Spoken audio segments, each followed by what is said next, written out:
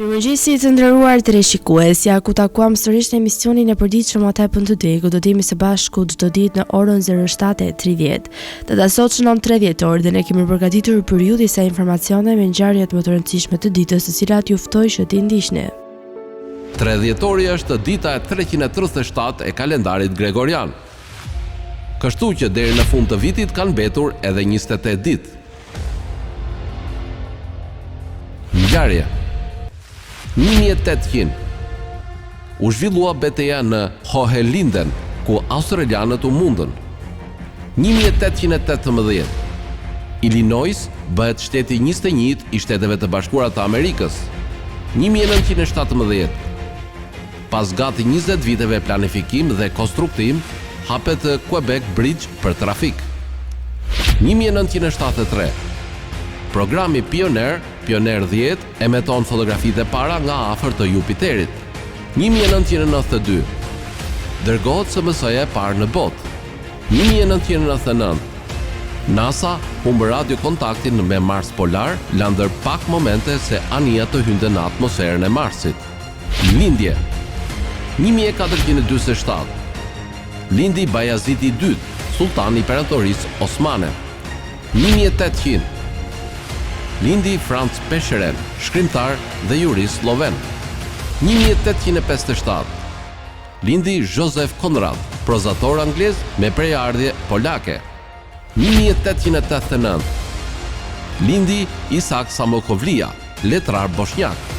1924 lindi John Backus, shkencëtar amerikan i kompjuterizimit. 1930 lindi Jean-Luc Godard, regjisor filmi franko-zvicerian. 1960 lindi Daryl Hannah, aktore amerikane. 1976 lindi Semir Devolli, futbollist bosnjak. 1968 lindi Brendan Fraser, aktor kanadez. 1981 lindi David Villa, futbollist spanjoll. Vdekje. 1894 vdiq Robert Louis Stevenson, shkrimtar i famshëm skocez. 2000 vdiq Gwendolyn Bronx, shkrimtare amerikane. 2011 vdiq Sabri Godo, politikan, shkrimtar dhe skenarist shqiptar. Festa dhe përvjetore. Dita e OKB-s për personat me aftësi të kufizuara. Ndërkohë kemi përgatitur për ju biografinë e Sabri Godos, i cili ka qenë kryetari i parë i Partisë Republikane. Për më tepër ju ftoj të ndiqni materialin e përgatitur.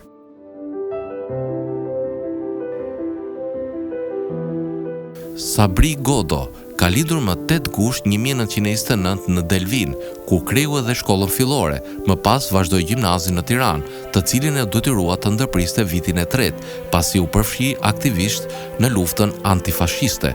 Për 23 muaj, nga korriku i vitit 43 deri në maj 45, mori pjesë në të gjitha luftrat e brigadës së 6 në Shqipëri e Jugosllavi, ku ushqua e më pas u dekorua për trimëri të veçantë.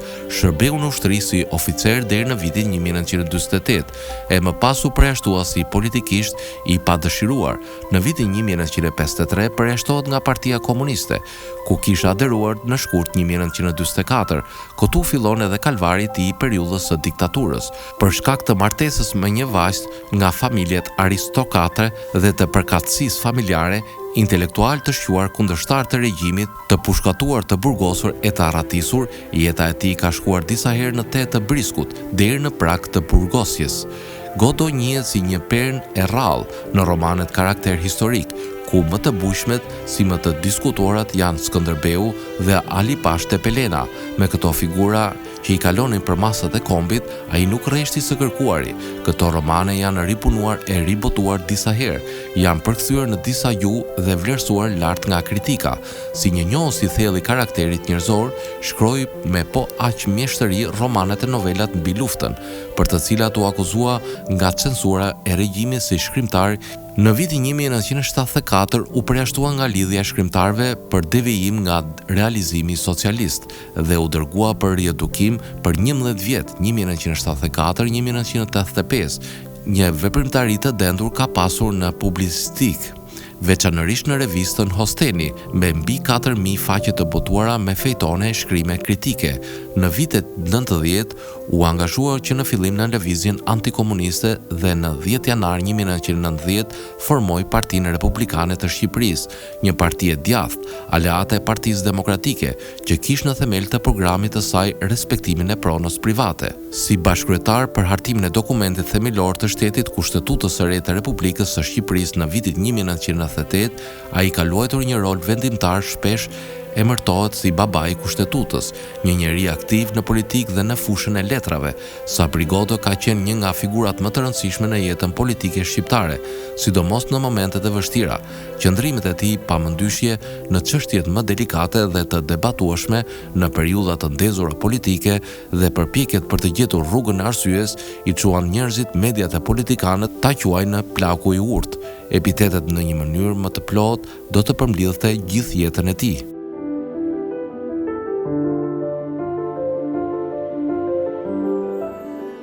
Tani do të kalojmë në rubrikën kuriozitete ku sot do të flasim për freskueset. A e dini se si u zhvilluan freskueset? Merita për shpikjen e freskuesit i jepet Schiller Scatzwiller. Schiller ishte një inxhinier dhe novator. Ai shpiku freskuesin e parë elektrike në vitin 1882. Ai është gjithashtu i njohur për shpikjen e motorit elektrik të zjarrit dhe i specializuar në velat elektrike me aftësi të kursimit të energjisë. Freskueset mekanike si freskuesit e dorës ishin të popularizuara në mesin e njerëzve përpara shpikjes së freskuesit elektrik. Kinesët ishin të parët në mesin e shumë qytetërimeve të cilët kontribuan në dizajnet e ndryshme të freskuesit mekanik. Ndër mjeshtrit e shumtë krijues ishte Ding Huan, i cili shpiku një freskues rrotullues. Kur freskues rrotullues ishte më efikas se freskuesi i dorës, pasi mund të ftojë një zonë më të madhe. Ajo shpik gjatë dinastisë Han dhe mund të drejtohej nga një njeri i vetëm. Ishte gjatë dinastisë Tang që njerëzit shpikën për të përdorur freskueset përmes fuqisë hidraulike. Këtë shpikje e bën edhe kinezët. Më vonë në vitet 1830 u shpikën freskueset me avull. Përfundimisht energjia elektrike u përhap në vende të ndryshme, duke çuar kështu në shpikjen e freskuesve elektrik. Schiller u frymëzua nga Nikola Tesla dhe Thomas Edison. Pasi kuptoi nevojën për një freskues, ai vazhdoi të ndërtonte prototipin e freskuesit të parë elektrik në vitin 1882. Ky prototip nuk kishte asnjë kuti mbrojtëse dhe kishte 2 helika të bashkangjitura në motor. Pasi Tesla prezantoi motorin e saj me induksion, prodhuesit në mbar botën filluan të përdorin rrymë direkte. Schiller punoi si menaxher i uzinës të kompanisë Curtis dhe Crooker. Më vonë Crooker Wheeler Company filloi prodhimin e freskuesve. Megjithatë, këta freskues i shërbinin qëllimit, ato ishin të shtrenjta dhe të pasigurta për të përdorur për shkak të mungesës së kafazit mbrojtës. Modelet e freskuesve filluan të përmirësoheshin që nga vitet 1890.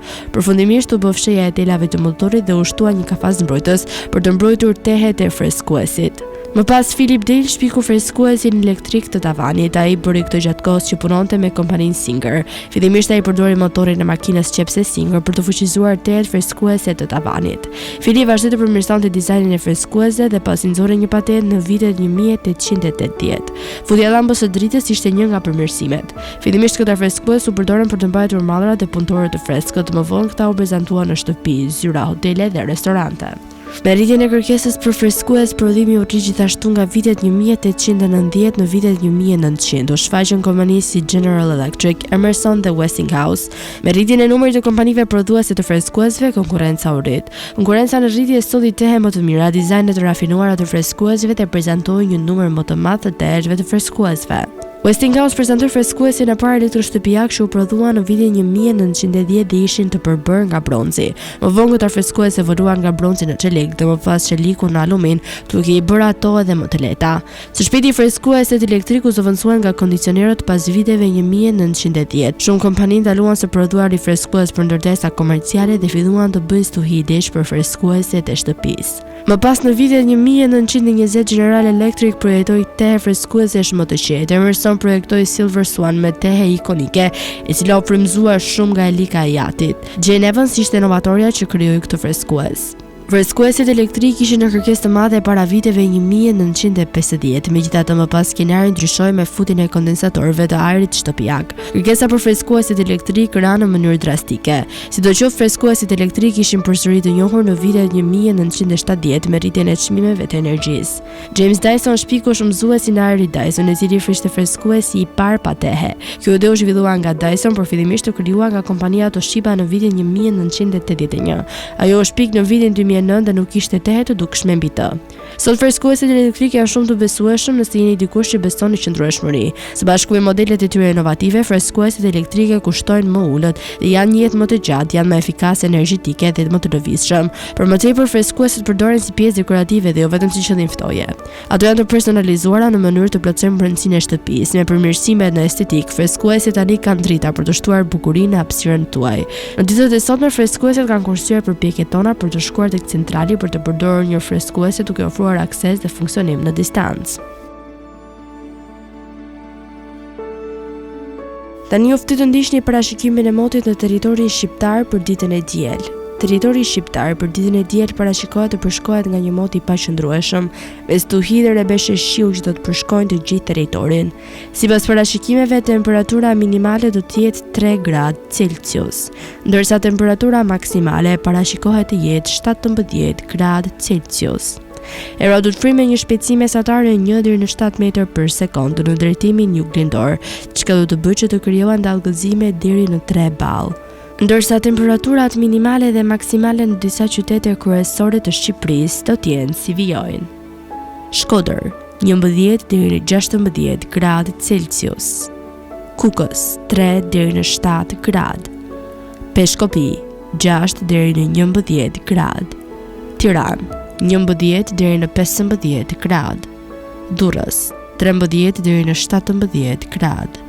Kavaj, 14 deri në 17 gradë. Elbasan, 11 deri në 14 gradë. Berat, 10 deri në 13 gradë. Korç, 5 deri në 9 gradë. Vlorë, 13 deri në 16 gradë. Gjirokastër, 10 deri në 13 gradë. Sarand, 12 deri në 14 gradë Celsius. Tani u ftoj të ndiqni parashikimin e motit në territorin e Kosovës për ditën e diel. Territori i Kosovës për ditën e diel parashikohet të përshkohet nga një mot i paqëndrueshëm, me diell, vranësira kalimtare dhe rreshje shiu që do të përshkojnë të gjithë territorin. Sipas parashikimeve, temperatura minimale do të jetë -2 gradë Celsius, ndërsa temperatura maksimale parashikohet të jetë 11 gradë Celsius. Era do të frymë në drejtimin juglindor me një shpejtësi mesatare 1 deri në 4 metër për sekond, ndërsa temperaturat minimale dhe maksimale në disa qytete kryesore të Kosovës do të jenë si vijojnë. Mitrovic, 0 deri në 7 gradë Celsius. Podujev, -2 deri në 4 gradë. Skënderaj, 0 deri në 7 gradë. Pej, 1 deri në 7 gradë. Prishtinë, -1 deri në 6 gradë. Gjakov, 2 deri në 11 gradë. Malishev, 0 deri në 9 gradë. Gjilan, -2 deri në 7 gradë. Ferizaj, 0 deri në 6 gradë. Kalçanek, -2 deri në 9 gradë. Prizren, 0 deri në 10 gradë Celsius. Të nderuar televizionistë, kjo ishte gjithçka e përgatitur për emisionin e sotëm. Bashkë do takohemi sërish nesër po në të njëjtën orë. Ndërkohë ju ftoj të ndiqni programacionin në VM të Drita Televizion, si dhe mos harroni të na ndiqni në rrjetet tona sociale, TikTok, Instagram, Twitter dhe Facebook, si dhe në websajtin ton drita.tv.